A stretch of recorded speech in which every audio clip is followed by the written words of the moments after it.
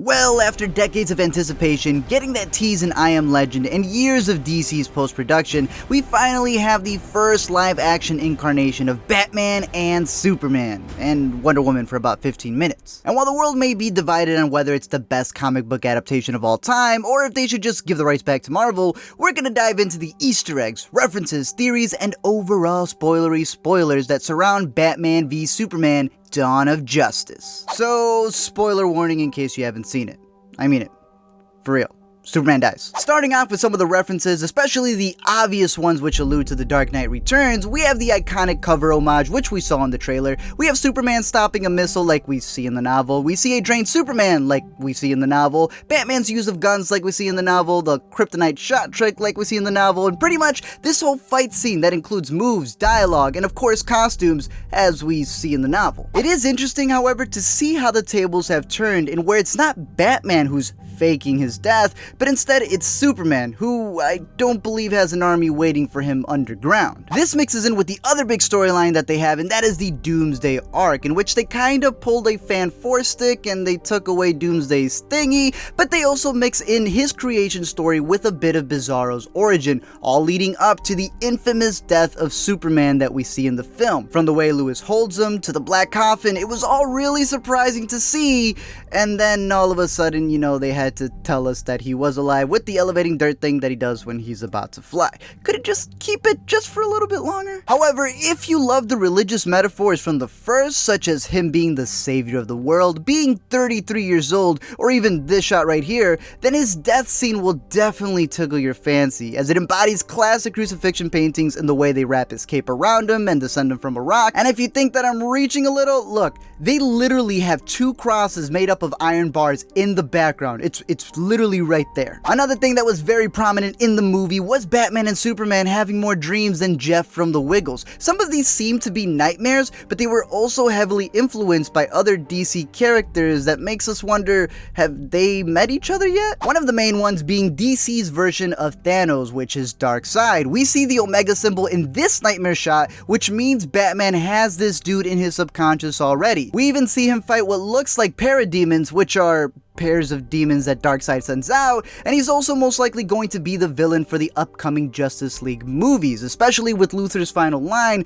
warning us in the jail cell that a certain someone is coming, with an extra emphasis on Luthor's Angels and Demons painting that may be adapted into a live-action frame in the future. While we're here with Luthor in his cell, let's talk about some of the extra movie references that they make, such as the number that we see on his suit, which is TK421, which is a callback to Star Wars when Luke and Han put on stormtrooper disguises. The film also shouts out the Wizard of Oz, such as Perry's quip on Kent always clicking his heels and going back to Kansas when he disappears, where it's actually where he's from. But what Snyder really focuses on, in case you didn't get it, is that Superman does in fact have red shoes, and he gives them plenty of close-ups. Bruce Wayne's Aston Martin also sets out to give a shout out to another suave tech-buckling player with his own franchise. There's a bunch of graffiti on the walls that you see throughout Gotham, and one of them seems to call back to not only another DC property, but Snyder's previous film, with the phrase "Who watches the Watchmen" sprayed on a wall. Of course, we also see a question mark that is going to make us think of the Riddler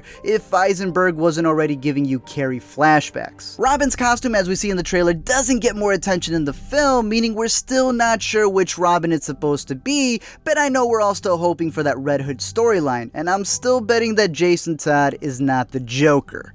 I think. We see that Wayne Manor is burnt pretty badly, maybe because Alfred forgot to take out Bruce's Hot Pockets in time, or maybe he followed his actions from The Dark Knight Returns and set it on fire. Either way, we've got a whole trilogy to figure out what happened there. Looking at some of the locations, we have obvious ones such as Wayne Financial and LexCorp, but it was cool to see glimpses of Ace Chemicals in the background, which I'm sure we'll be spending more time at come August when we're all watching Suicide Squad. Keeping on the Joker though, you can notice in a quick shot during the car chase the name Nicholson, Terminal, and Doc Company, which looks to be paying respect to the OG Joker Jack Nicholson from back in the day. Moving on, we know that the movie is titled Dawn of Justice because it's just the beginning and a stepping stone into expanding the DC cinematic universe. But what's cool about it is how it's not necessarily the origin story for two of the characters we see in the film. We've already followed Superman's angsty teen years, but there's a whole 2 decades of bat fighting we haven't seen, or 100 years of the best use of moisturizer we've seen by an Amazonian. Seriously,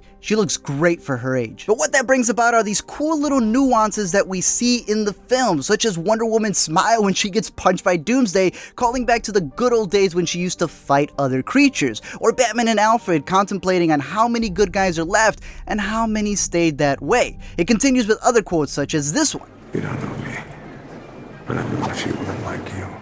This one's pretty obvious. Maybe it's the Gotham City in me, and we just have a bad history with freaks dressed like clowns. And some even mixed being a reference as well as a statement, such as Perry's "It's not 1938 anymore" line that he gives to Clark. I'm sure we all know that Superman was created in 1938, but in case you didn't get that Snyder isn't keeping to the old school Superman you know and love, well, he's telling you the times are changing. Of course, the Dark Knight Returns callbacks don't stop, such as a line from Batman where he says, "It's time you learn what it means to be a man." Luthor's, "That's a 3-syllable word for every thought too big for little minds," and Alfred's, "The next generation of Waynes will be facing an empty wine cellar," all tweaked for the movie. Moving along to the characters, it's cool to see Snyder bring back some actors from previous films. For example, we have Patrick Wilson, who does a cool little cameo as the President of the United States. He's pretty much just phoning in his performance. Also, Carla Gugino voices the Krypton ship, as well as having Jeffrey Dean Morgan return as Thomas Wayne with Lauren Cohen as Martha Wayne, who both just so happen to be in The Walking Dead as well. Holly Hunter, who, rest in pieces, may not be returning for the sequel, at least has Incredibles 2 to look out for, but Mercy Graves, who is Luthor's assistant, who originated from the animated series, does get left behind and blown up. That is something that Luthor has done in the past. However, there was rumors that she may be a robot, so you may be seeing her return. However, it is interesting that the actress also played Mariko in The Wolverine, as well as another actor who was in a Marvel property, and that is the actor who plays Anatoly, who in the comics is known as KG Beast, but this dude was Jack Rollins in The Winter Soldier. Lots of Two-Faces here. One of the characters that really stood out to me was Jimmy Olsen, cause he just dies right away. Like, what in the... Look, we were speculating for months that Scoot's gonna be Jimmy in a wheelchair, who, by the way, has a callback to Action Comics and his Illuminati webboard, but instead, it's not Scoot McNairy, it's this dude who just dies right away, like a champ, but, you know, Jimmy's gone, and, well, it looks like he was in Smallville, so... I guess this actor got enough screen time. One of the other characters that I was looking out for, and it turned out that she was cut from the film, was Jenna Malone's character, who DC's marketing department kinda let her identity slip in a random survey that they sent out, revealing that she's meant to be Barbara Gordon. As of now, no one's confirming if she's Batgirl, if she's been Batgirl, if the Killing Jokes events happen and she's Oracle, but Snyder did say that her scenes will appear in the unrated cut on the Blu-ray. Maybe they'll surprise us and we'll see JK as Gordon too, but that would probably be rushing. Finally, we get down to the Justice League cameos, which could have been in a post-credits scene, but I guess having them awkwardly injected in a scene where Batman carbon copies personal info on metahumans and we get a reaction video from Wonder Woman works just as well. Of course, we do start off with Wonder Woman. Wait a minute. Did Luthor really create all these symbols for all four? I'm not even gonna ask. However, we do see a picture of Wonder Woman with Chris Pine, who does give the best performance in this film, and a picture which will obviously be expanded on when her movie comes out next year, and we all go, hey, this is the scene where they take the picture. And then she eventually loses it. Aquaman's little cameo to me was honestly really weird because it straight up looked like he was pulling a Zoolander, was modeling to the camera, and then gave us a Blue Steel look. Cybrix had Silas Stone, who you can see is working at Star Labs, and he's putting him together in the back with no luck, but luckily someone did edit all of these entries perfectly, so we can see that he does add a mother box, which is alien tech from Apocalypse, which helps him to create the cyborg who yells out in pain. I also love how Silas is fueled by Dr. Pepper, since, you know, they're not on the cans or anything. But finally, we get the Flash, who way back in the day came up with the perfect reference, and where Batman and Superman fight in the movie, they eventually become friends, and at the end, Kent and Wayne go to Star Labs to seek Barry Allen's help, where the secretary goes, oh, he'll be down in a flash. Cut to credits, and the audience goes wild. But, of course, I didn't write this movie, and I guess they did the next best thing, which was time travel. I mean, we see a scene where, once again, it's a dream within a dream, so I don't know if the Flash is into Inception, or Batman's just high, but the Flash appears in a Flashpoint Crisis manner where he claims that Batman was right all along, that Lois Lane is the key, and then worries that he may have probably come too soon. And for me, that's awesome because it gives me hope that they have their story arcs planned out.